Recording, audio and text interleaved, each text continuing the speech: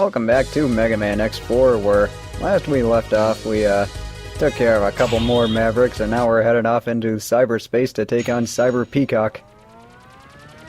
I also thought this was a pretty unique idea for a Maverick. I mean, having him in cyberspace obviously would be a pretty neat idea for a stage, and I think they do it pretty well in this stage. The only real problem I have with it is awfully short, as you will no doubt see. Anyway, the main gimmick of this stage is that you have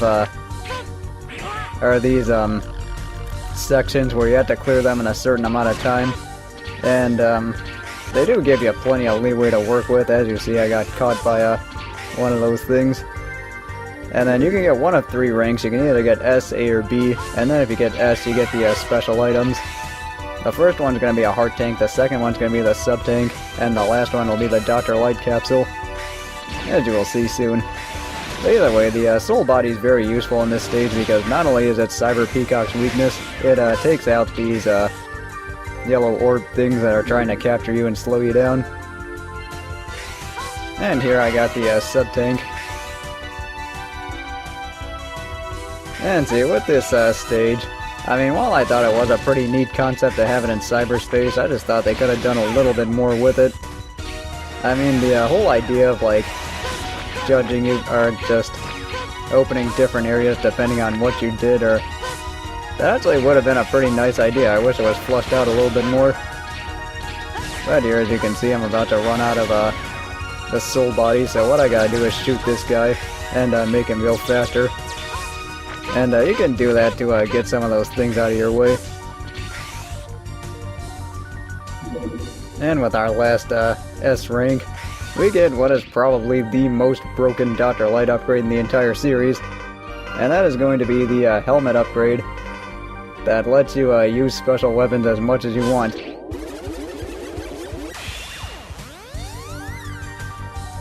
So that's 2 out of 4. I also do like how they give you an outline as to what you can do. And as you can see, I'm just demonstrating that you can use the weapons all you want now. And see, the only difference is that when you use the charged ones, that's the only way that your weapon energy goes down. And see, this is a pretty neat idea here. You have to switch gravity by using these buttons.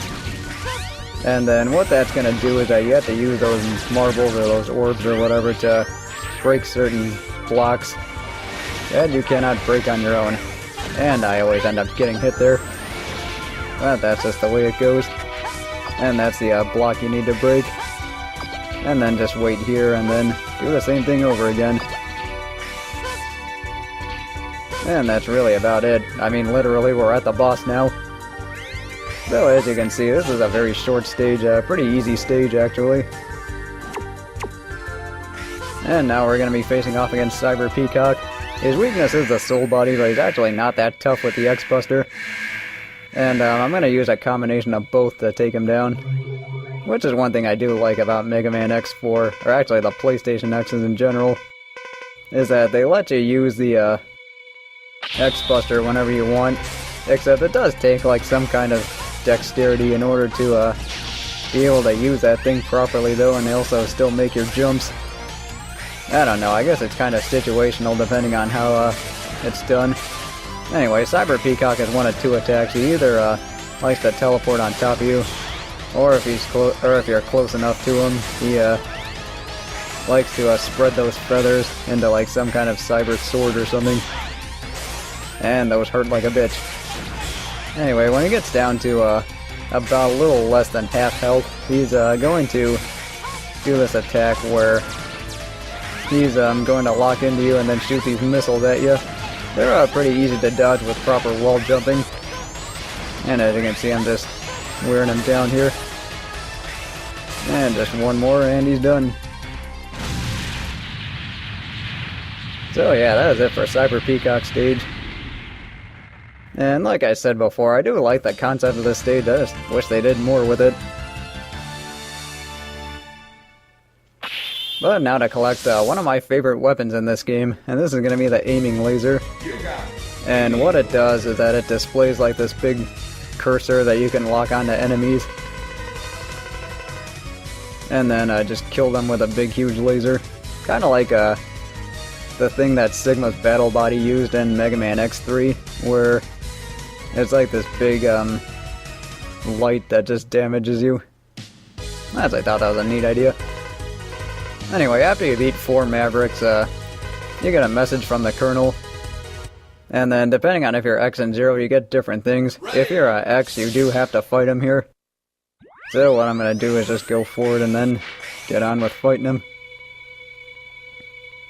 Now, this boss fight can be a little tricky if you don't know the timing of his, Sure. Anyway, if you don't know the timing of the way he teleports, basically all he's going to do is just going to use that sword attack where he throws those waves at you, and then occasionally try and teleport and slash into you. And then if you don't have the timing down, it is actually kind of tricky, and it is pretty easy to get hit, but fortunately my life bar is decent enough that I can take a few hits now.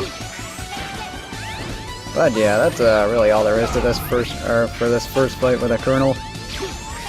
We are going to be seeing him again later on, but this first one's a pretty easy break. It kind of reminds me of some of the things that happened in the Game Boy Mega Mans, where actually more like Mega Man 4 for Game Boy, where you have like this short battle with Ballad, and then you actually fight him for keeps in the second time around. I mean, the first time is after you beat 4 bosses just like this, but the Game Boy games are structured a little bit differently, as you will see whenever I get to getting Mega Man V ready, which we finally did end up recording. Best 2 out of 3, I swear! Anyway, that was it for the Colonel. So, after that little intermission, we're going to be going into Storm Owl's stage.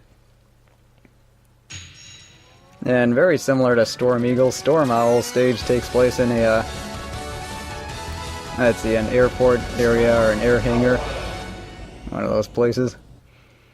Except it is a little bit modified now because it's actually more of a spaceport than it is a airfield.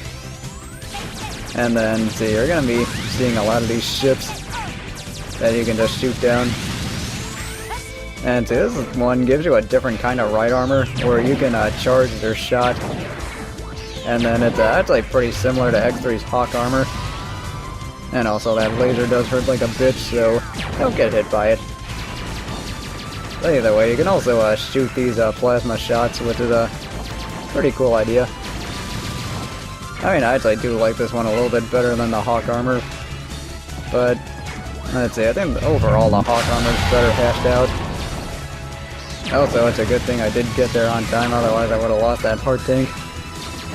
And then if you're not careful, you can have those platforms get destroyed on you, leading you to fall to your doom. But yeah, that's pretty much all there is to this first part. And see, here I took too much damage, so I just gotta get the hell out. Let's go ahead and do just that. Oh, whatever, let's just finish this. Ready.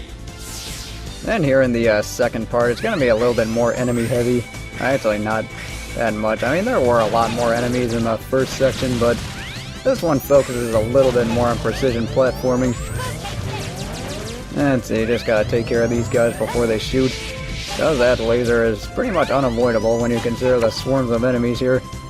Anyway, to get the Dr. Light capsule, you have to shoot the lightning web, and then use it as a platform. And here you get the X-Buster power-up. Now the difference is there are 2 of them. I'm just gonna show off this first one. And it is pretty terrible compared to the second one, as I will demonstrate right here. Pretty much what you do when you charge is that you get 4 different shots you can use at any time, and they're not that good. So we're just gonna go ahead and get ourselves a little upgrade. And this, in my opinion, is actually one of the best X-Buster power-ups in the entire series. I mean, if you had to ask me, I'd probably go with X8's Icarus Buster armor, or Icarus armor.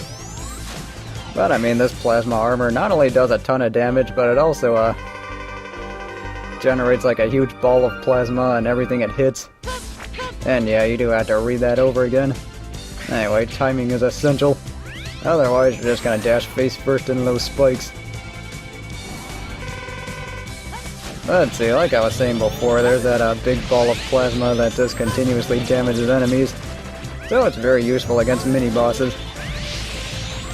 And I'm just taking care of this thing pretty quickly and pretty effectively. Let's see, we're almost up to the boss, and you can tell when you're close to a boss when you see one of those big power-ups. But here we're gonna see the aiming laser in action.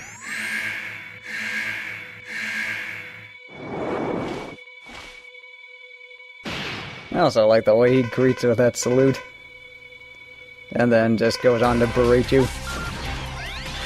Anyway, the thing with Storm Owl is he has a bunch of different ways of attacking you.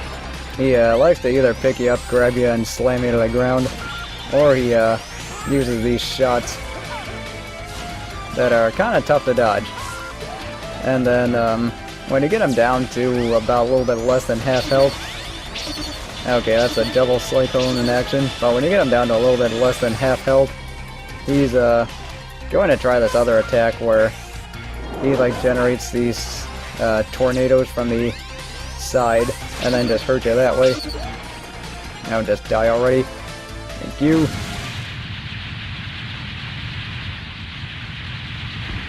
But yeah, that's pretty much all there is to Storm Owl. He is actually kind of tough when you don't have the aiming laser, and it kind of becomes a war of attrition.